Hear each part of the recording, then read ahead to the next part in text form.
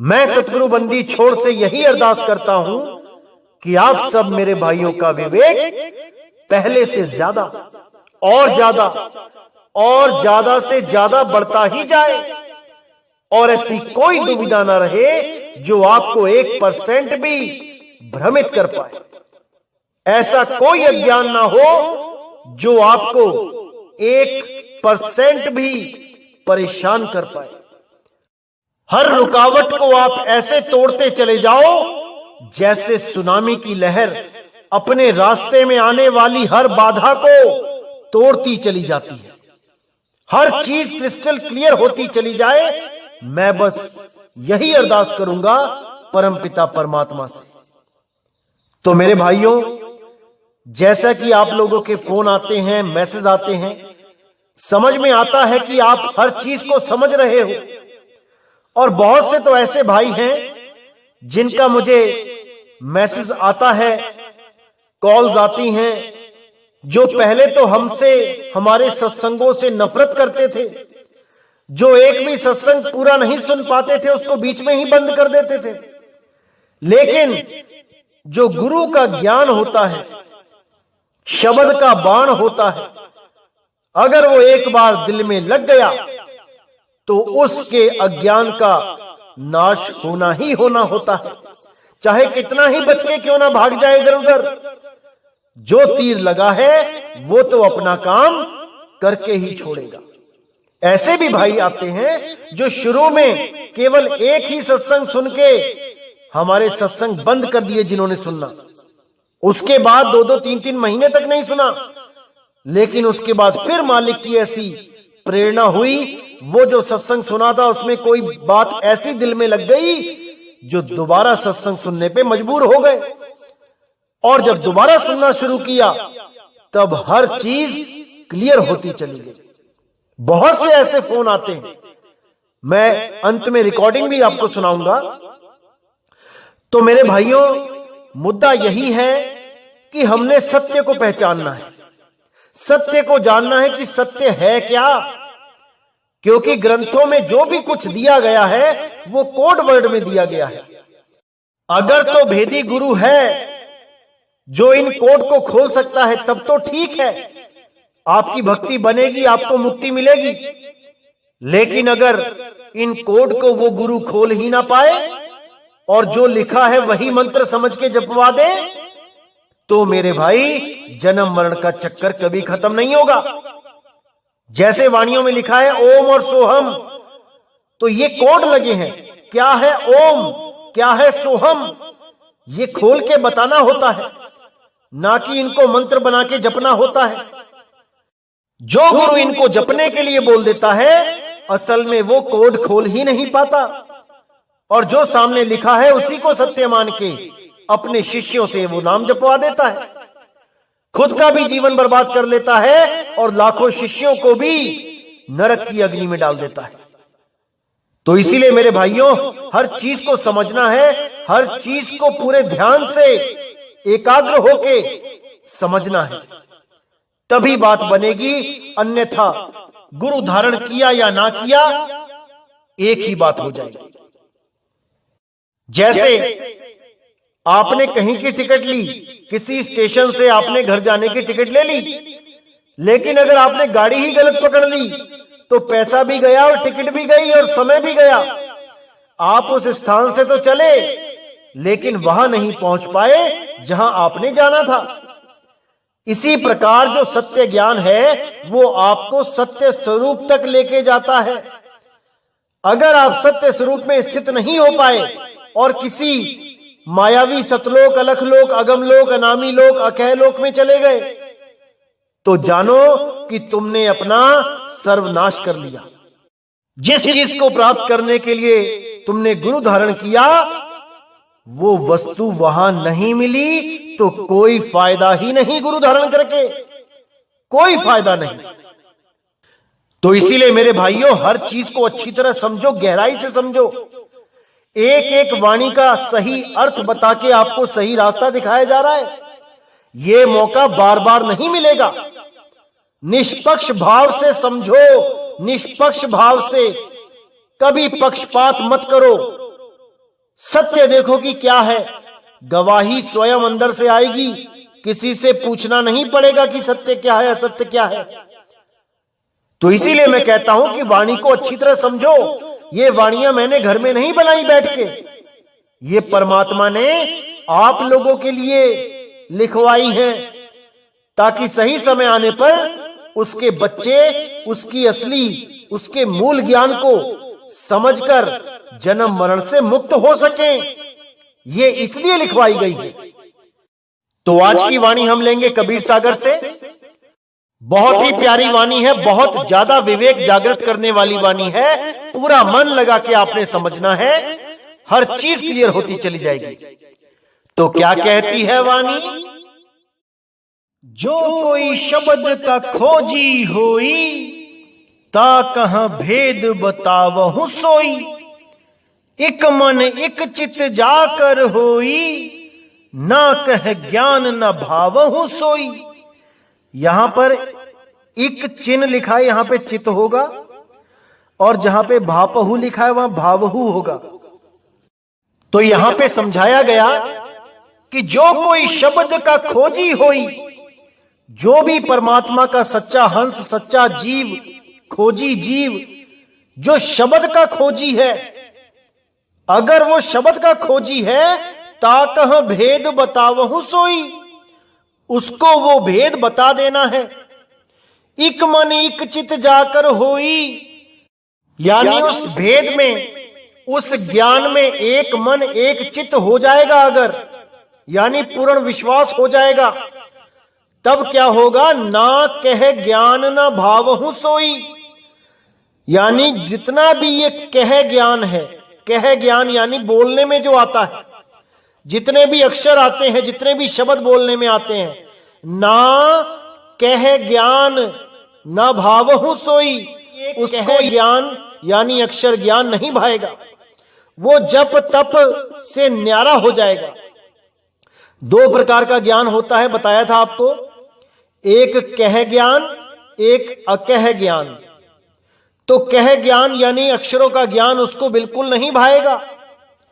तो आगे कहते हैं, दुतिया मन जाही कर भाई, तासो राखो भेद छिपाई।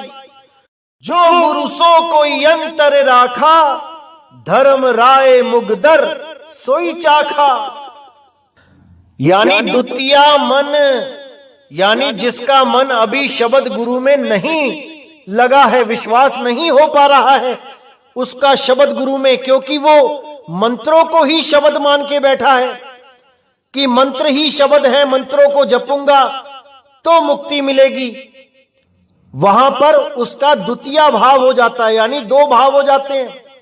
वो समझ तो रहा है कि शब्द गुरु कोई चीज है, लेकिन उसका मन कहां अटका पड़ा है? 52 अक्षरों में। द्वितीया मन जाही कर भाई, तासो राखो भेद छिपाई। जो अभी पूर्ण विवेकी नहीं हुआ, पूरा विश्वास जिसको नहीं हुआ, पूरा अटल नहीं हुआ ज्ञान पे, उसको अभी भेद मत बताओ, छिपा के रखो, उसको 52 अक्षर ही नाम दे दो। जैसे बोला था, शब्द माही जब निश्चय आवे, ताको ज्ञानी अगाध सुनावे।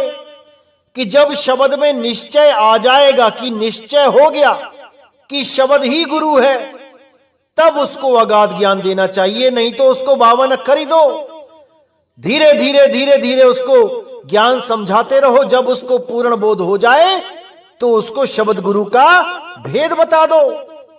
तो कहते हैं, जो गुरु सो कोई अंतर राखा, धर्म राय मुगदर सोई चाखा। जो परमात्मा और शब्द गुरु में कोई भेद रखता है, यानी शब्द गुरु को तो मानता है कि मंत्र है, और परमात्मा को मानता है कि वो कोई आदमी है, उसी आदमी ने कोई मंत्र भाखे वही शब्द होता है। यानी कबीर साहब ने कोई शब्द उच्चारण किए तो कबीर साहब परमात्मा है, और जो शब्द उच्चारण किए वो मंत्र है, वो शब्द गुरु है। कुछ लोग ऐसा सोच के बैठे हैं। उनके लिए बोला कि जो गुरु सो कोई अंतर राखा, धर्म राय मुगदर सोई चाखा। यानी जो शब्द और परमात्मा में अंतर समझते हैं, उनके लिए धर्मराय का मुगदर पड़ा है, मुगदर। और वही मुगदर वो चखेगा, अंत समय में मारा जाएगा।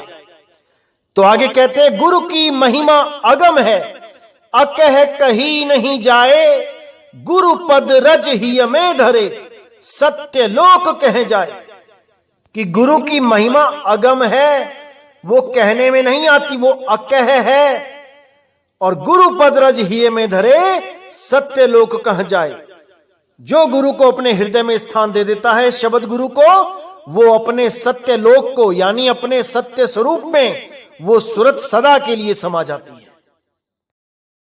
तो आगे कहते हैं, सत्य लोक सतगुरु को बासा, ब्रह्म कीन गुरु माही निवासा, गुरु के चरण रहे लवलाई, ताकि महिमा वर्ण न जाई।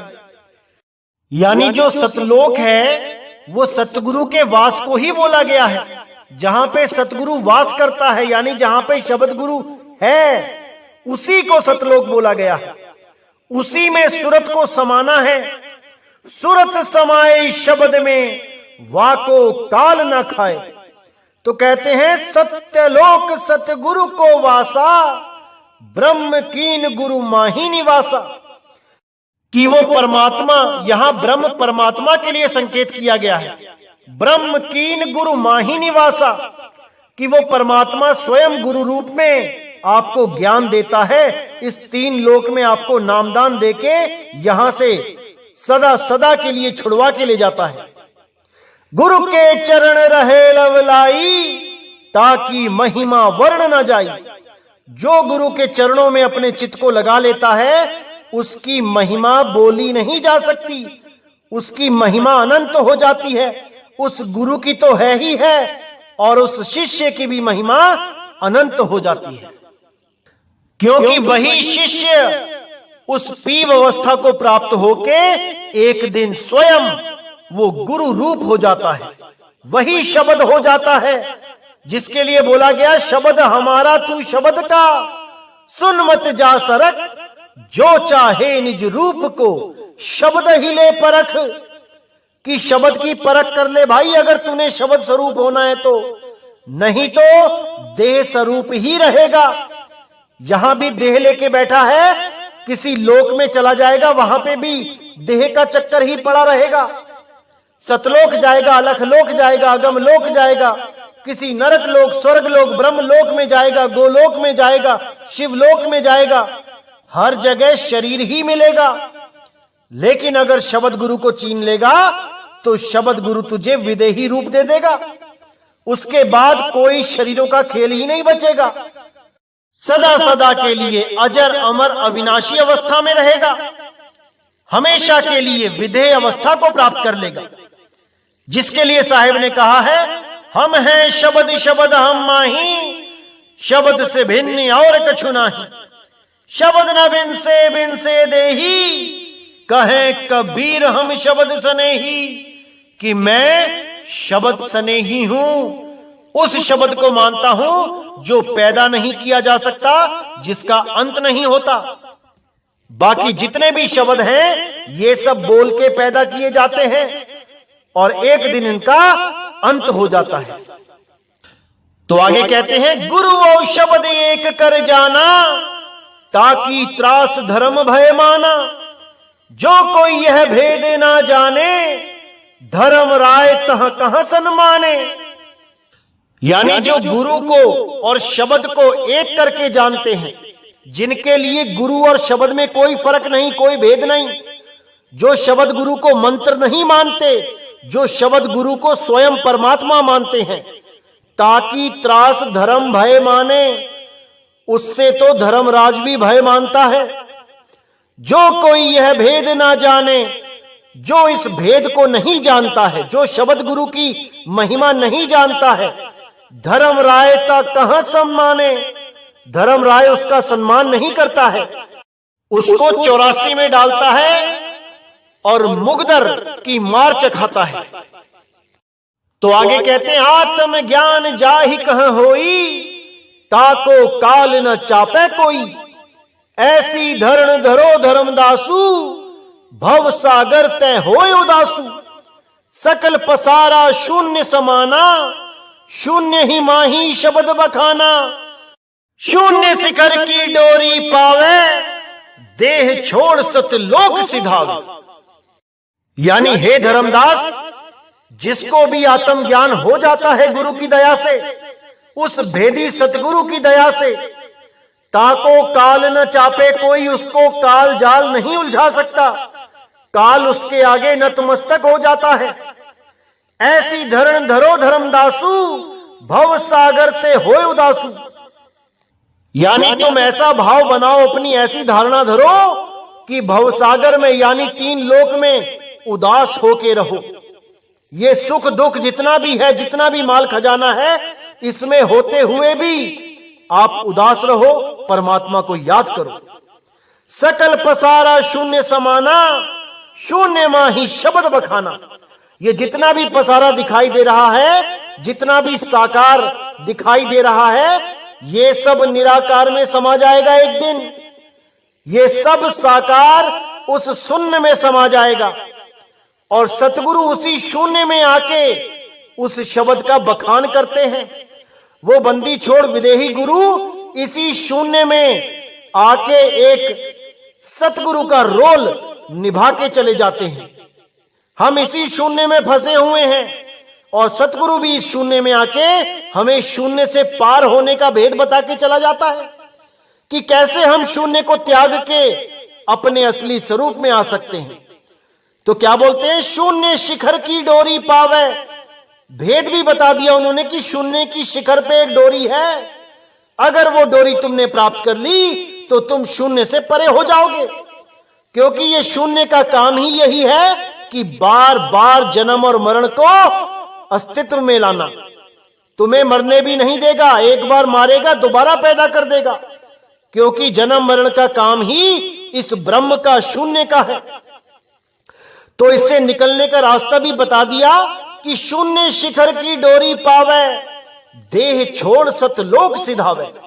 जो शून्य शिखर की डोरी को प्राप्त कर लेगा वो इस शरीरों को छोड़ के हमेशा के लिए अपने निज स्वरूप में स्थित हो जाएगा। तो जब साहिब ने आत्मज्ञान की बात करी धर्मदास जी महाराज से, तब धर्मदास जी ने बड़े प्रेम से पूछा कि धर्मदास कह सुनो गुसाई, आत्मज्ञान गम में नहीं पाई। आत्मज्ञान मोहि समझाऊ, जासो सकल हंस मुक्ताऊ। कि हे बंदी छोड़, मुझे समझाओ कि आत्मज्ञान क्या होता है। मुझे आपकी बात समझ नहीं आ रही है, मैं आत्मज्ञान का गम्य नहीं पा रहा हूं, मुझे खुल के समझाओ। आत्मज्ञान मोहि समझाओ, जासो सकल हंस मुक्ताऊ। आप मुझे खुल के बताओ आत्मा के बारे में, तभी तो मैं इन हंसों को मुक्ताऊंगा। तो कबीर साहब कहते हैं, धर्मदास ये मता अपारा, ताकर जो मैं कहूं विचारा। तब साहिब दया चितलाई, आत्मज्ञान तुम्हें समझाई। गम्य अगम्य ज्ञान जब पावे, आत्मज्ञान तब घट ही समावे। सत्य शब्द जब रहे समाई, सब ही ठाम लोक है भाई। शत्रु मित्र एक कर जाना, साच झूठ एक ही कर माना। साच झूठ दोनों मिट गयऊ, दिव्य ज्ञान जाके घट भयऊ।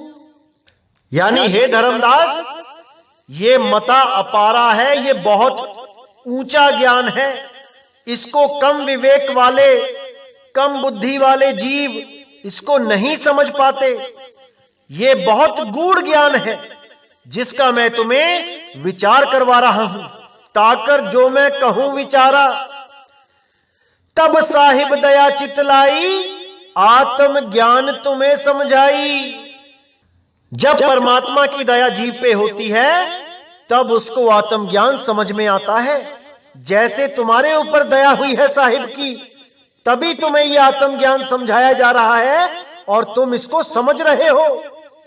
गम्य अगम्य ज्ञान जब पावे, आत्म ज्ञान तब घट ही समावे। सत्य शब्द जब रहे समाई, सब ही ठाम लोक है भाई। यानी गम अगम का ज्ञान जब पता लग जाता है, हर चीज समझ में आने लग जाती है, ये परा और अपरा ज्ञान समझ में आने लग जाता है, तब आत्म ज्ञान घट में समाता है। कुछ लोग आत्म ज्ञान को और जीव ज्ञान को समझ नहीं पाते। उनको लगता है जहां पे मैं आत्मा बोल रहा हूं, वहां पे मैं जीव की तरफ बात कर रहा हूं। ऐसा नहीं है भाई। आत्मा में और जीव आत्मा में जमीन आसमान का अंतर है। आत्मा अलग है, जीव आत्मा अलग है, ब्रह्म आत्मा अलग है, जिसको विश्वात्मा बोला जाता है, जो पूरे विश्व में व्याप्त है, ब्रह्म है। वो जीव आत्मा से ऊपर की अवस्था है, और ब्रह्म अवस्था से जो ऊपर है वो शुद्ध चैतन्य स्वरूप, आत्म स्वरूप अवस्था है, जिसको हम परम कह देते हैं, परम आत्मा। तो कुछ लोग कंफ्यूज रहते हैं कि शायद ये जीवात्मा और आत्मा को एक ही बोलता है, यानी जीवात्मा और परमात्मा को एक ही बोलता है, या आत्मा या परमात्मा को एक ही बोलता है। ऐसा नहीं है भाई। आप जब गहराई से सत्संग सुनोगे तब आपको समझ में आएगा कि जीवात्मा क्या होता है, ब्रह्म आत्मा क्या होता है, और पार ब्रह्म आत्मा, जिसको शुद्ध चैतन्य स्वरूप, निज स्वरूप, अकह स्वरूप, अनाम स्वरूप, अडोल स्वरूप, अबोल स्वरूप बोला जाता है, वो कुछ अलग है, वो अलग है इनसे। तो कहते हैं जब ये गम अगम का ज्ञान समझ में आ जाता है, तब आत्म ज्ञान घट ही समावे। तब उस आत्म ज्ञान की तरफ ये जीव अग्रसर होता है। तब ये आत्म ज्ञान घट में समाना शुरू करता है, जब वो सुरत शब्द योग करना शुरू करता है। सत्य शब्द जब रहे समाई, जब सच्चे शब्द में यानी सत्य शब्द, सत्य नाम में जब ये सूरत उसमें समाई रहेगी, सब ही ठाम लोक है भाई। यानी जितने भी ये घट हैं, आत्म घट, यही लोक बन जाते हैं, यही लोक कहलाते हैं। इन्हीं आत्म घट में सूरत समा जाती है, और वो जीव अवस्था को त्याग के अपने असली आत्म स्वरूप में स्थित हो जाती है, और वही आत्म स्वरूप और परमात्म स्वरूप एकाकार हो जाते हैं, एक स्वरूप हो जाते हैं।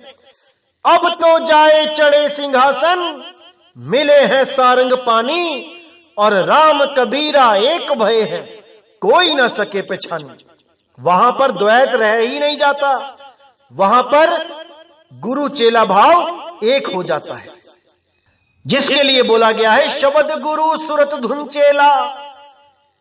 तो शब्द में समा के शब्द रूप ही हो जाता है, गुरु भी और शिष्य भी। तो यहां पे जो सत्य शब्द बोला गया है, ये कोई ओम सोहम नहीं है भाई, कि सत्य शब्द यानी सत्य नाम को ओम सोहम बता दो, नहीं। सत्य शब्द है परमात्मा का असली शब्द, जिसको शब्द गुरु बोला जाता है। तो आगे कहते हैं शत्रु मित्र एक ही कर जाना, साच झूठ एक ही कर माना। साच झूठ दोनों मिट गयऊ, दिव्य ज्ञान जाके घट भयऊ। यानी उस अवस्था को प्राप्त होने के बाद शत्रु और मित्र एक से ही लगने लग जाते हैं। आपके भाव उन दोनों के लिए एक हो जाते हैं, ना तो कोई अच्छा लगता है और ना ही कोई बुरा लगता है। इसीलिए साहिब ने बोला कबीर खड़े बाजार में, सबकी चाहे खैर, और ना काहू से दोस्ती ना काहू से बैर। तो कहते साच झूठे एक ही कर माना। यहां पर बहुत गुप्त भेद है, इसको अच्छी तरह समझना है। कोई ऐसा ना सोचने लग जाए कि सच और झूठ को एक ही मान लेना है, ऐसा नहीं है। साच झूठ एक ही कर माना का मतलब है कि जितना भी अधूरा ज्ञान इस दुनिया में लिखा गया है वो भी 52 से लिखा गया है, और जितना भी सच्चा ज्ञान इस दुनिया में लिखा गया है वो भी 52 से लिखा गया है। अगर आपको आत्म अवस्था प्राप्त नहीं हुई और उसके अलावा आपको ये ज्ञान भले समझ में आ जाए कि ये सच्चा ज्ञान है और ये झूठा ज्ञान है, तब भी आप मुक्त नहीं हो सकते। वो दोनों प्रकार के ज्ञान भी एक बंधन है जब तक आपको उसका अनुभव नहीं हो गया। इसीलिए बोला कि सांच झूठे एक ही कर माना, कि चाहे झूठा ज्ञान 52 अक्षर का लेके बैठे हो, भले सच्चा ज्ञान भी 52 अक्षर का लेके बैठे हो, तब भी आपको वो आत्म ज्ञान नहीं हो पाएगा। सांच झूठ दोनों मिट गयऊ, दिव्य ज्ञान जाके घट बयऊ। यानी कि सच और झूठ ये जितना भी ज्ञान है ये सब मिट जाता है जब वो आत्म ज्ञान प्रकट हो जाता है। फिर जीव ये नहीं देखता कि क्या सत्य है क्या असत्य है, वो अपने अनुभव में रहता है, वो अनुभव ज्ञान में रहता है। उसको कोई फर्क नहीं पड़ता कि कौन क्या बोल रहा है, वो अपनी मस्ती में एकमेक रहता है। वो उस मालिक के साथ सदा सदा अनंत समय के लिए एक हो जाता है। इसीलिए बोला सांच झूठ दोनों मिट गयऊ, दिव्य ज्ञान जाके घट बयऊ। तो मेरे भाइयों, हर चीज को अच्छी तरह समझना है। एक एक शब्द में इतनी गहराई है कि कोई सोच भी नहीं सकता, लेकिन मालिक की दया से आपको हर चीज समझाई जा रही है। बिल्कुल पक्षपात नहीं करना है, एक एक शब्द को अपने अंतर मन में बैठा लेना है और पूरा दिन निर्णय करना है कि क्या सत्य है क्या असत्य है। सत्य को पकड़ के सत्य के पास चले जाना है और उस आत्म अनुभव को प्राप्त करना है, जिसको प्राप्त करने के बाद ही आपका जन्म और मरण सदा के लिए खत्म हो जाएगा। तो मेरे भाइयों, पूरा विचार करना है, पूरा विचार करना है, तभी यह ज्ञान समझ में आएगा। तो इसी के साथ मुझे विदा करें और अगला सत्संग बहुत जल्दी आएगा और आपके जितने भी सवाल हैं सबका जवाब उन्हीं सत्संगों में मिल जाएगा। तो मुझे विदा करें।